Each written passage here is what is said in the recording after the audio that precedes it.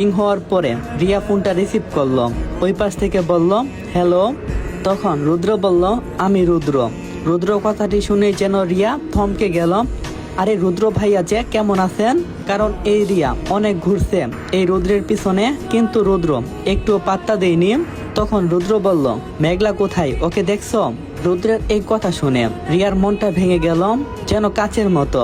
কারণ এরকম একটা হ্যান্ডসাম ছেলে, যাকে এক কথায় ভিলেন বললেই চলে, কিন্তু সেই মানুষটা কিনা তাকে ভালোবাসলো না, শেষমেশ ওই বজ্জাত মেয়েটাকে ভালোবাসলো।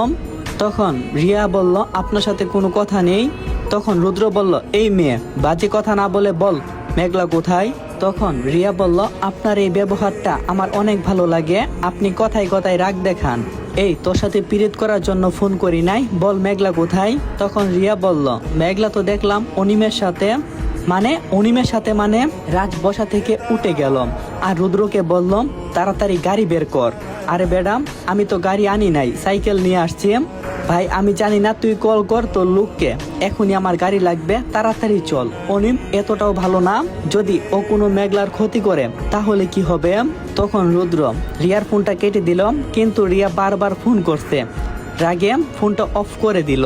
আর রাজের ফোন দিয়ে তার বন্ধু মানে তার ছোট ভাই আশিসকে ফোন দিলাম। হ্যালো আশিস, কেমন আছো? আশিস ফোনটা রিসিভ করতেই বলল, ভাই আমি ভালো আছি, আপনার কিছু লাগবে, কি করতে পারি আপনার জন্য? আশিস বলল, একটা মিশন আছে, তাড়াতাড়ি গাড়িটা নিয়ে মেঘলাদের কলেজের সামনে আসো। আচ্ছা বস। এই বলে আশিস ফোন কেটে দিল। প্রায় 10 মিনিটের মধ্যে একটা কালো রঙের গাড়ি নিয়ে প্রবেশ করলো।